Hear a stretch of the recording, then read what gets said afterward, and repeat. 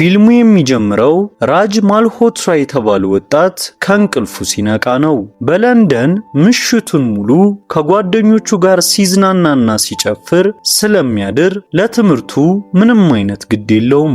ዛሬ የራጅ የኮሌጅ ምረቃ ቀን ነው። ዘግይቶ ደርሶም ከጓደኛው ሮኪ አጠገብ ይቀመጥና እንዴት እዚህ እንደደረሰ ግራ በመጋባት ስሜት ዙሪያውን ይቃኛል። የራጅ አባት ድራምቪርም በደስታ ሻምፓኛቸውን ይከፍታሉ። አያቱ ከአራተኛ ክፍል አላለፉም። የቅድመ አያቱ እግር ደግሞ ትምህርት ቤት ግቢ ደርሶ እንኳን አያውቅም። አጎቱ ከ10 ዓመት በላይ በአንድ የሁለተኛ ደረጃ ክፍል ተቀምጧል። አባቱም ቢሆኑ የዩኒቨርሲቲን በር አይተውት አያውቁም። በዚህም ራጅ በተአምርም ቢሆን የቤተሰቡ ብቸኛ ስኬት ሆኖ ተመርቋል። ብርጭቆውን አንስቶም ስራ ከመጀመሩ በፊት እረፍት እንደሚያስፈልገው ለአባቱ ሲነግራቸው በእርግጥም ያስፈልግሃል ይሉታል።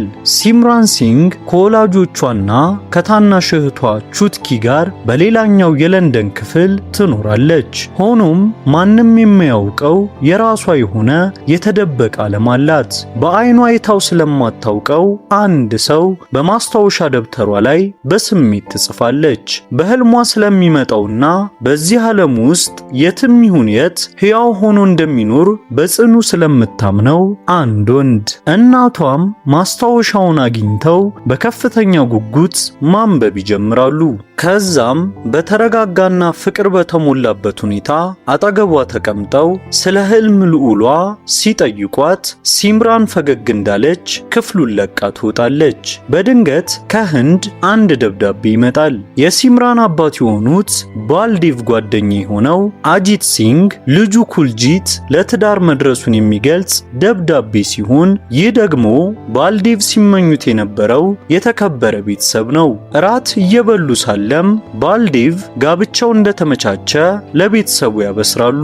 ሲምራን ይህን ስትሰማ ፊቷ ላይ መረጋጋት ቢታይም በውስጧ ግን ሌላ ማዕበል ይናወጣል። ከዛም ወደ ክፍሏ ገብታ ስለ ህልም ልዑሏ የጻፈችባቸውን ገጾች አንድ በአንድ መቅደድ ትጀምራለች።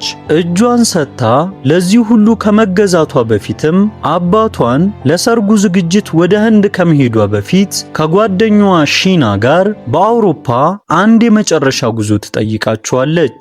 ባልዴቭም ቀና እንኳን ሳይሉ አይሆንም ይሏታል። በዚህ ጊዜም እናቷ ለረጅም ጊዜ በትዳር እንደቆዩና የባላቸውን ልብ በየትኛው አቅጣጫ ማግኘት እንደሚችሉ ጠንቅቀው እንደሚያውቁ ብልህ ሚስት ትክክለኛውን ጊዜና የድምፅ ቃና ተጠቅማ እንድታሳምናቸው ያግዟታል። በማግስቱ ጠዋትም ሲምራን አባቷን አመስግና ጉዞዋን ትጀምራለች። በተመሳሳይ ጊዜ ራጅ ከጓደኞቹ ሮኪና ሮቢ ጋር ይህንኑ የአውሮፓ ጉዞ እያቀደ ነው። ጉዞ በሚጀምርበት ማለዳም ራጅና ሲምራን በየፊናቸው ያረፍዳሉ። ባቡሩ መንገደኞችን አሳፍሮ ሲንቀሳቀስም ሲምራን ክፍት በር ለማግኘት ከባቡሩ እኩል ትሮጣለች። ራጅም ከተቃራኒ አቅጣጫ እየሮጠ ክፍት በር ባገኘ ቅጽበት ሲምራንን ያያትና ጎትቶ ያሳፍራታል። ባቡሩ ውስጥ ገብተው ትንፋሻቸውን ከሰበሰቡ በኋላ የተሳፈሩበት ክፍል ከዋናው የተሳፋሪዎች ክፍል በማንኛውም ግፊት በማይከፈትና በተቆለፈ በር የተነጠለ መሆኑን ያስተውላሉ። ራጅ ከመስኮቱ ውጪ ስለሚያያቸው ነገሮች ሲያወራትም ሲምራን አጭር መልሶችን ብቻ ትሰጠዋለች። ከዛም በስዊዘርላንድ አንድ ድግስ ላይ በድጋሚ ይገናኛሉ። ሺናና ጓደኞቿ ከሮኪና ሮቢ ጋር ሲቀላቀሉ ድግሱ መደበኛና ሰልቺ ቢሆንም ራጅ ግን በማያውቃቸው ሰዎች መሃል ታዳሚውን በሙሉ በቀላሉ ይቆጣጠረዋል። በዚህ ጊዜ ሺና በእሱ ትማረካለች። ሲምራንም ለታንኮል ራጅ ፒያኖ ችላለው ማለቱ ትዝ ይላትና ለታዳሚው ራጅ የተዋጣለት የፒያኖ ተጫዋች እንደሆነና አሁን ዝግጅቱን እንደሚያቀርብ ስትቀርብ በከፍተኛ ድምፅ ታውጃለች። ታዳሚው ያጨበጭባል። ራጅም የድንገተኛ ወጥመዷን አዘጋጅ በአድናቆት እያያት ፒያኖ ላይ ይቀመጣል። ለጥቂት ሰከንዶች ጸጥ ካለ በኋላም እጆቹን ቁልፎቹ ላይ አሳርፎ መጫወት ይጀምራል። የድግሱን ድባብ ሙሉ በሙሉ በሚቀይር እጅግ በሚያምርና የፍቅር ስሜት በሚያላብስ ሁኔታ መጫወት ሲጀምርም እንግዶቹ ወሬያቸውን አቋርጠው በጽሞና ያዳምጡታል። ከፒያኖ ተነስቶም በታዳሚው መሃል ለሲምረን ማዜም ይጀምራል። እጇን ይዞም ያስደንሳታል። ሲምረን በውስጧ በንዴት ብትብከነከንም ፊቷ ላይ የሚፈነጥቀውን ፈገግታ ግን መቆጣጠር ያቅታታል። በማግስቱ ጠዋትም ራጅ ይቅርታ ለመጠየቅ በሚመስል መልኩ አበባ ይሰጣታል። እሷም ትቀበሏለች። ነገር ግን አበባው ውሃ የሚረጭ አሻንጉሊት ስለነበር ምን እንደተፈጠረ ለማሰብ እንኳን ጊዜ ሳታገኝ በውሃ ትበሰብሳለች። የራጅና የሮኪን ሳቅ እየሰማችም ብድሯን ለመመለስ በውስጧ ትዝታለች። ከዛም በራጅ ጥፋት ሌላ ባቡር ያመልጣታል። ያለ ሻንጣ የስልክ ኔትወርክ በሌለበትና ቀጣዩ ጣቢያ የት እንደሆነ በማታውቅበት የስዊዘርላንድ ጎዳና ዳርም ብቻዋን ቆማ ትቀራለች። ራጅ ለሷ ሲል ተመልሶ ቢመጣም አታመሰግነውም። መኪናው ገጠራማ መንገድ ላይ እስኪበላሽ ድረስ መንገዱን ሙሉ እየተጨቃጨቁ ይጓዛሉ። ከዛም ያለ አማራጭ ለአንድ ገበሬ ችግራቸውን በማስረዳት ለማደሪያ የምትሆን አንዲት ክፍል ከአንዲት ትንሽ አልጋ ጋር ያገኛሉ። ራጅም አልጋዋ ለሁለቱ እንደማትበቃ በምክንያታዊነት ካስረዳት በኋላ እሱ አልጋው ላይ ሲተኛ፣ እሷ ደግሞ ንጹህ ቢሆንም በጣም የሚበርደው ጭድ ላይ ትቀመጣለች። ራጅ ምግብና አንድ ጠርሙስ ውስኪ ይዞ ይመጣል። መጀመሪያ ላይ አልጠጣም ብትልም ብርዱ እያየለ ሲመጣባት ትጠጣለች። ከዚያም በውስጧ የተለየ ስሜት ይፈጠርና እየዘፈነች ወደ በረዶ ትወጣለች። ባዶ በሆኑት የእርሻ መንገዶች ትሮጣለች። ያለ ምክንያት ትስቃለች። በሜዳው ላይም ብቻዋን ትጨፍራለች። እንዲህ አይነት አጋጣሚ ዳግም ስለማታገኝም ይህች ሌሊት በሕይወቷ ምርጧ እንደሆነች ትነግረዋለች። እሱም አጠገቧ እየተራመደ መንገድ እንዳትስት ከመጠበቅ ውጪ እንዳሻት እንድትሆን በዝምታ ይተዋታል። በማግስቱ ጠዋት ትክክለኛው መኝታ ክፍል ውስጥ የተለየ ልብስ ለብሳ ትነቃለች። የውስኪ ጠርሙሱ የለም። ከፊት ለፊቷ ደግሞ የሆነ ከባድ ምስጢር የደበቀ የሚመስለው ራጅ ተቀምጧል። በድንጋጤ ልትዘል ስትልም እውነቱን ይነግራታል። ምንም የተፈጠረ ነገር አልነበረም። መጀመሪያ እፎይታ ተሰምቷት ብትረጋጋም ወዲያው ግን በሰራባት ድራማ ክፉኛ ትበሳጫለች።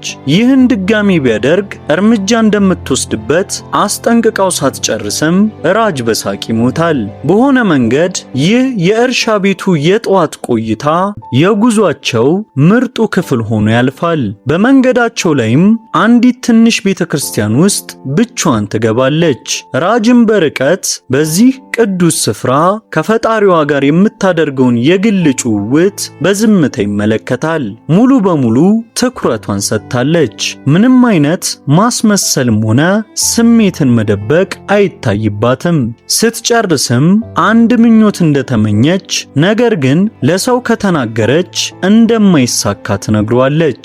ራጅም ወደ ቤተ ክርስቲያኗ ተመልሶ የተመኘችው ምንም ይሁን ምን አሳካላት፣ ጥሩ ሰው ናት ብሎ ይጸልይላታል። ፈረንሳይን አቋርጦ በሚጓዝ ረጅም ባቡር ውስጥ ፊት ለፊት ተቀምጠው እንደቀደመው ጊዜያቸው ሳይሆን በተረጋጋ ስሜት ማውራት ይጀምራሉ።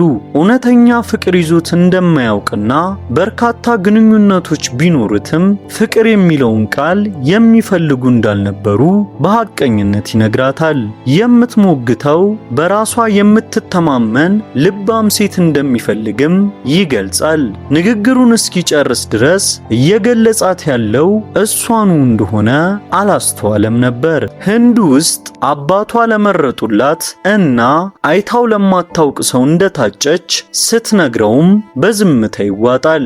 ባቡሩ ከመድረሱ በፊትም አንድ ቀጥተኛ ጥያቄ ይጠይቃታል። በመካከላችን እውነተኛ ስሜት ቢኖር ቢኖር ይህንኑ የመምረጥ ድፍረት ይኖርሽ ነበር ወይስ ከቤተሰብሽ ምርጫ ጋር ሆነሽ እኔን ትተኝ ነበር? ምንም መልስ ሳትሰጠውም ባቡሩ ይደርሳል። ራጅ ስትሄድ እየተመለከታትም የሚሆነው ሁሉ ይሁን ብሎ ራሱን ያሳምናል። በመጨረሻም ዞር ብላ ከርቀት አንዴ ትመለከተዋለች። ሲምራን ለእናቷ በጉዞ ላይ ስላገኘችው ሰው ስሙን ሳትጠራ በጥንቃቄ ስትነግራቸው ያልተናገረችውንም ስሜቷን ሳይቀር በሚገባ ይረዷታል። አባቷ ባልዴቭም ለሰርጉ ዝግጅት በሳምንቱ ውስጥ ቤተሰቡ ወደ ህንድ ፑንጃብ እንደሚጓዝ ያሳውቃሉ። ፑንጃብ ውስጥ ትልቁ የአጂት ሲንግ ቤተሰብ እንግዶቹን በደማቅና በሞቀ ሁኔታ ይቀበላቸዋል። የታጨችለት ኩልጂት በሄደበት ሁሉ መከበርን እንደለመደ ሰው በልበ ሙሉነት ብቅ ይላል። ያዘዘውን ዕቃ እንደሚረከብ ሰውም በተራ ስሜት ሲምራንን ሰላም ይላታል። ራጅም ብቻውን ከመንደሩ ይደርሳል። ማሳ ውስጥ ሲራመድም ገበሬዎች ለሌላ ዓላማ በቆፈሩት ጉድጓድ ውስጥ ይወድቃል። የኩልጂት ሰዎችም አግኝተው ያወጡታል። ከሙምባይ እንደመጣና የውሃ ማሸጊያ ፋብሪካ ለመገንባት የእርሻ መሬት እየፈለገ እንደሆነም ያስረዳቸዋል። ወዲያውኑም ትልቅ የገንዘብ አሃዝ በመጥራት ፈጣን አክብሮትና መስተንግዶን ያተርፋል። ኩልጂትም እንደ ትልቅ ባለሀብት በመቁጠር ወደ ቤቱ ወስዶ ከቤተሰቡ ጋር ያስተዋውቀዋል። ከሲምራን ጋርም ለአንድ ሰከንድ አይን ላይን ይጋጫሉ። በሳምንት ውስጥም ራጅ የቤተሰቡ አንድ አካል እስከመሆን ይደርሳል። መጀመሪያ ከኩልጂት እናት ጋር በኩሽና ውስጥ ቁጭ ብሎ በማዳመጥ በቀጥታ ሳይጠይቅ ጭንቀቷን ይረዳል። ከካሞኮር ጋርም ልብስ በመምረጥ አስቀድማ ወደ ወሰነችው ውሳኔ በዘዴ በማምጣት ትልቅ እርዳታ እንዳደረገላት አሳምኗት ይለያያሉ።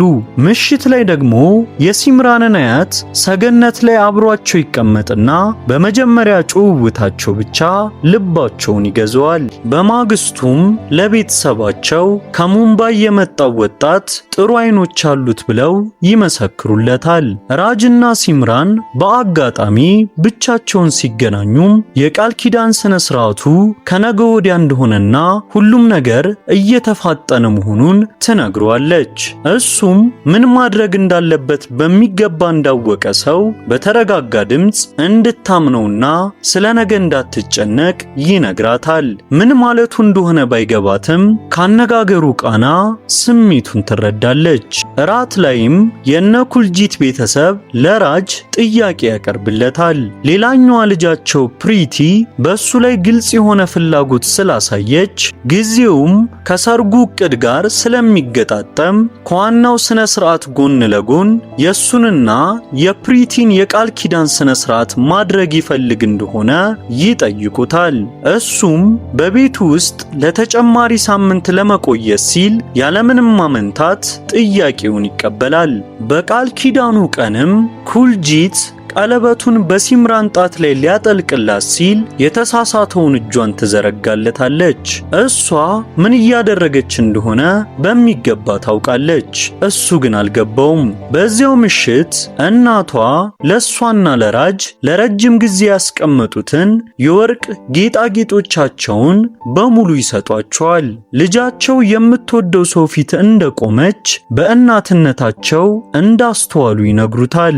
ምሽት ላይ ሲምራንን ይዟት እንዲጠፋም ይለምኑታል። ከባለቤታቸው ጋር የሚፈጠረውን ነገርም እንደሚወጡት ቃል ይገቡላቸዋል።